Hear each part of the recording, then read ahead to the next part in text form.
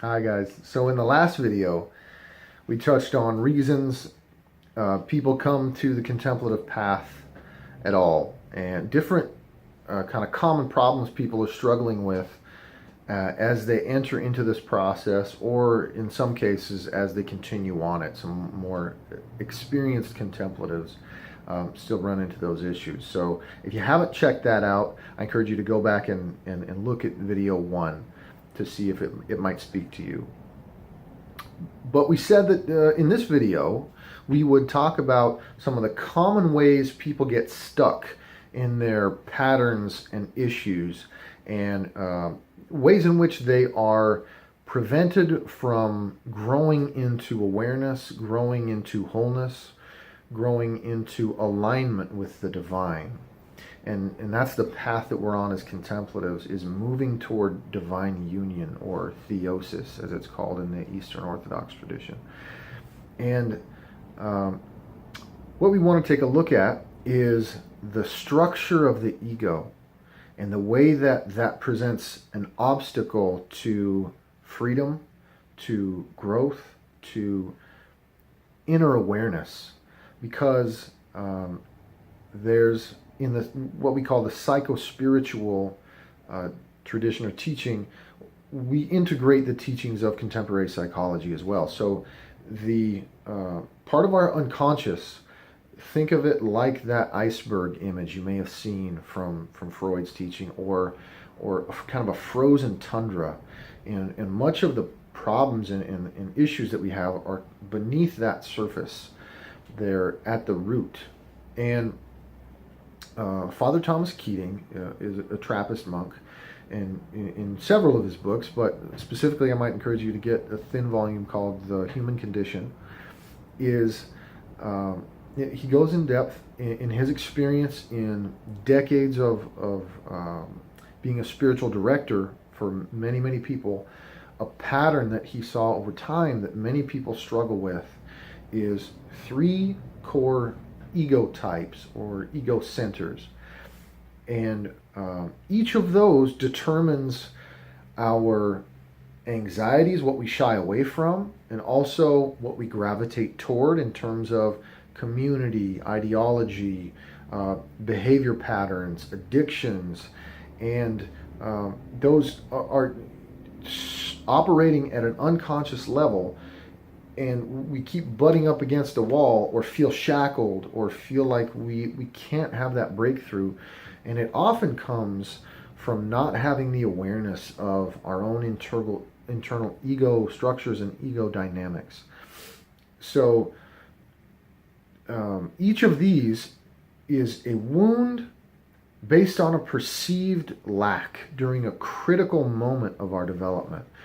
And at that time, we develop the fear, we develop the aversion to that particular kind of pain, and that's key. It's something that burrows and then sort of festers, and we try to protect that in various purposive behaviors we engage in over time, a self that we construct and create to mediate and avoid that type of pain again.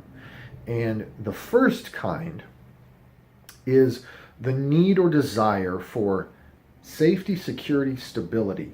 We want everything to stay even-keeled.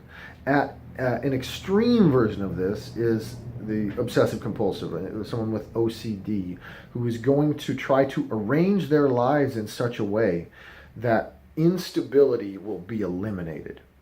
Now, at more sort of socially acceptable levels, you're looking at ideologies which want to maintain control and stability in the home, in the broader culture, in the personal life. And what that often goes back to is some wound or perceived lack during a critical stage at around age 1.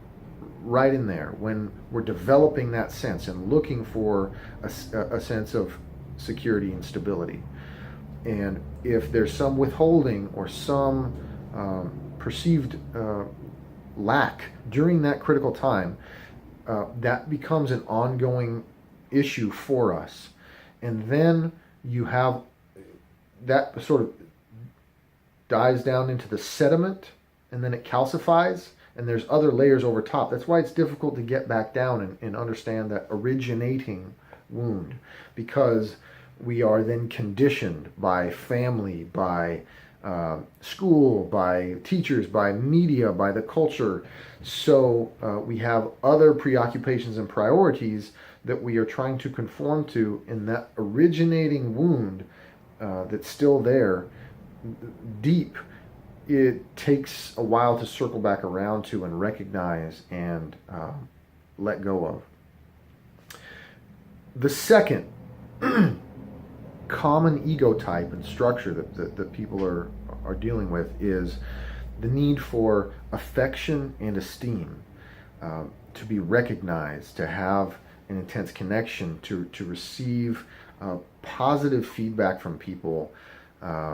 And it already, you can kind of contrast those two of whether yourself or people you can think of, where some people, they may need a great deal of stability in their lives, and they don't care as much about receiving affection, attention, esteem from other people, and that becomes a principle of their ideology as well. They think that the world needs to be stable, or they look for a partner that helps them feel like the world is stable. Or conversely, with people who need affection and esteem, they will seek out partners, situations, and jobs that perpetuate an ideology of care, mutuality. And then the third is the need for power and control, influence. You have examples of this might be high-powered politicians, high-powered businessmen, high-powered athletes. And the mentality is developed from that core wound of powerlessness or lack of influence or inability to affect change in the environment. Maybe some traumatic event early in childhood, probably around age 3. And so that ego type will gravitate towards jobs, ideologies, life circumstances, situations that are competitive. And the key food for that ego is winning, beating someone else, and also identifying threats, or projecting threats.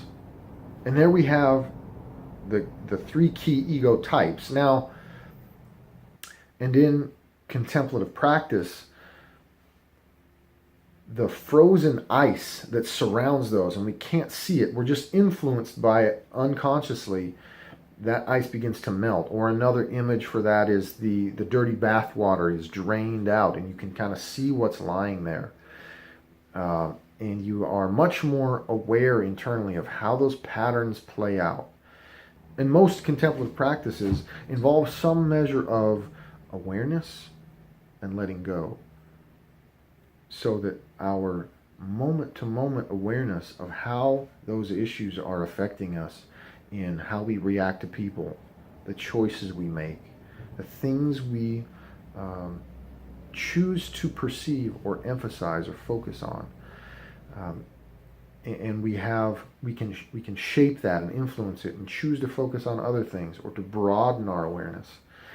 And there's such a great deal of freedom in that dynamic, in that process of having that internal awareness. Each of these has a corresponding sort of healthy version of it.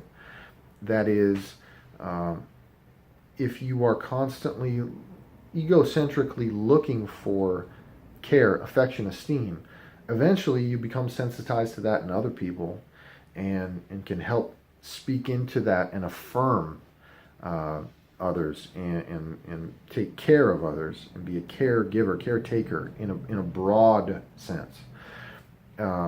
Likewise, if you are working toward stability for yourself, and that creates anxiety at a basic level in an unhealthy state, in a healthy state, you can identify ways to help others achieve a kind of stability internally, externally, organizationally, personally.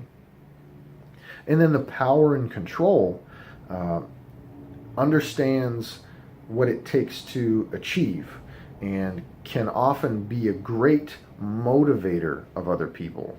You know, whether that looks like a job in consulting or whether it is more informal in a church community or in even as some sort of coach, or even just within a family system of becoming a light bringer, a motivator, a help for others, because you can identify where they're stuck. And another layer to this that ties back to the Christian tradition is Thomas Keating made the connection between each of these three ego types and the three temptations of Christ in the desert. The temptation for stability, the temptation for affection, esteem, the temptation for power and control. And that in his ability to say no to each and to reject them, Christ becomes a kind of archetype of the awakened one who has the ability to see through each of those games that determine our emotional programs and projects for happiness, and how we try to achieve a sense of ego satisfaction in the world for the false self. And in letting go of each of those, Christ is refusing to play that game and insists on sort of manifesting the true self and maintaining that alignment with the divine. So thanks for watching. Some of this informs how we engage in contemplative practice, and let me know in the comments section below what resonates with you from this video, and stay tuned for the next video in which we talk about the sort of ownership experience or what it's like to be on the path and in process when you are engaged in contemplative practice, because that's really the key for contemplative light. We're not advocating a particular ideology, but a practice, and however that practice helps the divine manifest in your life, we don't look to predetermine, though there are some patterns there, and that's what we'll get into in the next video. So thank you for watching, and be well.